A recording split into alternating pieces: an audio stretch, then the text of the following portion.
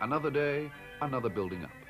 It's Whitsuntide Sunday, and as always on this day, a fair grows up in the middle of the racecourse at Cartmel.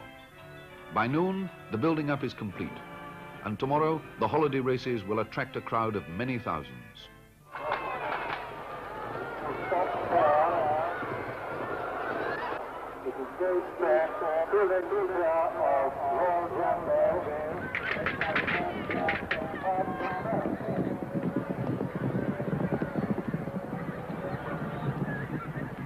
This is an almost ideal site, as Showmen would desire, you know. We're where something's happening and it's in pleasant surroundings. Everybody's enjoying themselves on a day out, and it's really nice to take money at a place like this, you know. But all sites aren't like this by any means, I only wish they were.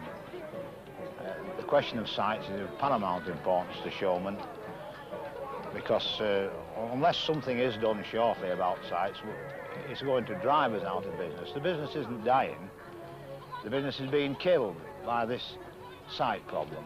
And a lot of it, I think, accrues to the motor car. Wherever there's open sites now, and even if it's been used for some time as a fairground, immediately they start using it as a parking plot, it's a car park, then it suddenly becomes no longer available to the showmen. They forget about the enjoyment it's given to hundreds of thousands of children. The authorities forget that we have a business and we want to be in a premier position, because after all, you never see Woolworths take a site in a back street, do you? Walter Scott has most of his career as a showman behind him.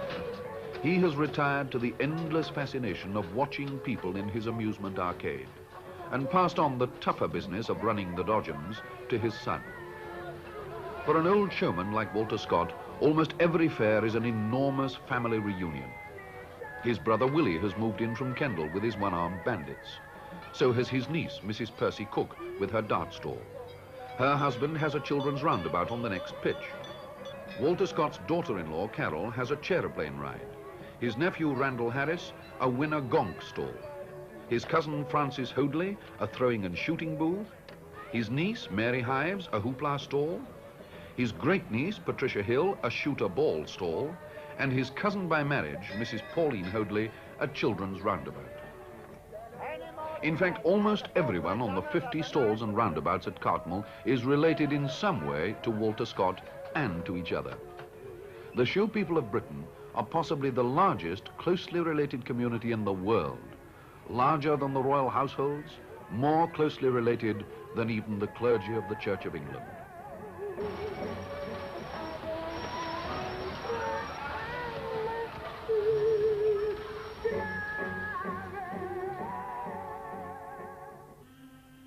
So, in the long days of midsummer, to Newcastle, whose annual fair is amongst the biggest in the world. This being Tyneside, it begins with a speech. As an old member of the Town Movement Parks Committee for nearly 20 years, it does give me particular pleasure to open this 1966 fair. And all I've got to say, may I hope that you all have a real good time, that the weather will be kind to you, and that each and every one of you will enjoy yourselves to the utmost. Thank you, Mr. Chairman.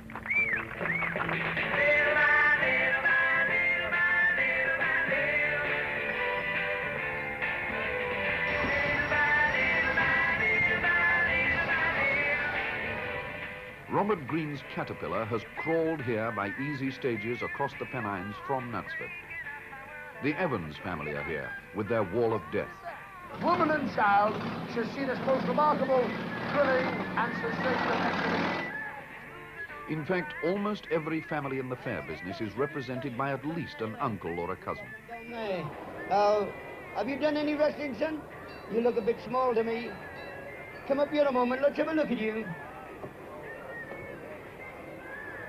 Not counting the gypsies, whose living vans are segregated on the other side of the town moor, there are 300 tenants at Newcastle who have gained their coveted sites by inheritance or by paying several £100s to somebody leaving the business. Not here, much missed and fondly remembered, are Pauline Testo's Performing Fleas, which died last week. However, we are hoping to get some more and be able to open it at the weekend. You see, there doesn't seem to be any fleas left in this country now. We get them by advertising, but people either haven't got any or won't admit they have. So we have to get them from abroad, and most of our supplies come from Portugal.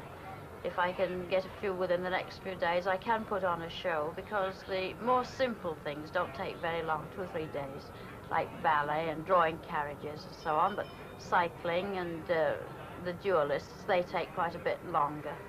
Another inspector at one particular fair, Cambridge as a matter of fact it was, and he went up to one of our side show chaps who had a flea circus, and he said, how long do you work your performers?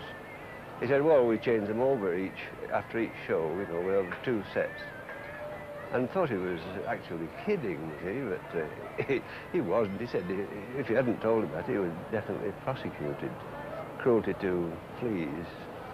We've had all sorts on the booth, challenging all comers. My grandmother used to challenge all comers off the front of the show.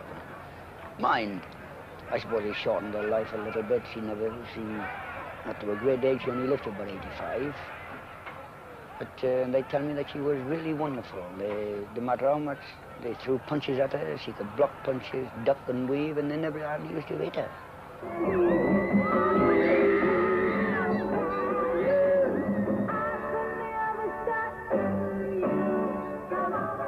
The week is the highlight of the year for many show people. Like others who have a day of reckoning with the tax inspector, they're not given to boasting about profits. But this is one place where, in their own modest phrase, they count on taking a bob or two. The site is in the heart of the city. They're open for a solid week of local holidays. They expect 1 million visitors. All they need is good weather. This year, it lasted until the Thursday.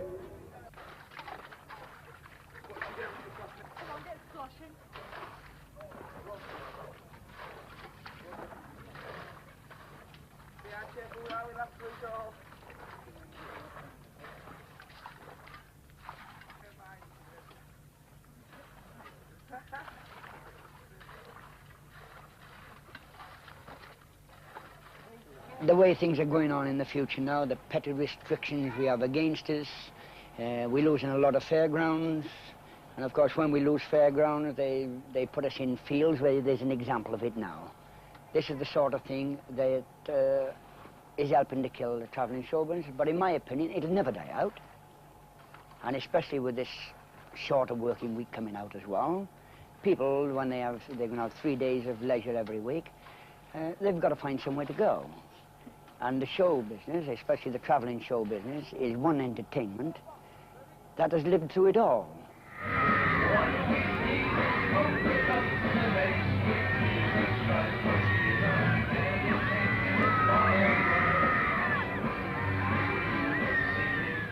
The one and only divulge to the famous dance of the 7 veils.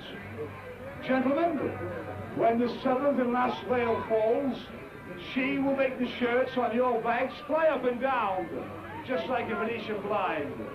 The hair upon your very head will stand out straight, like the bristles on a porcupine's back.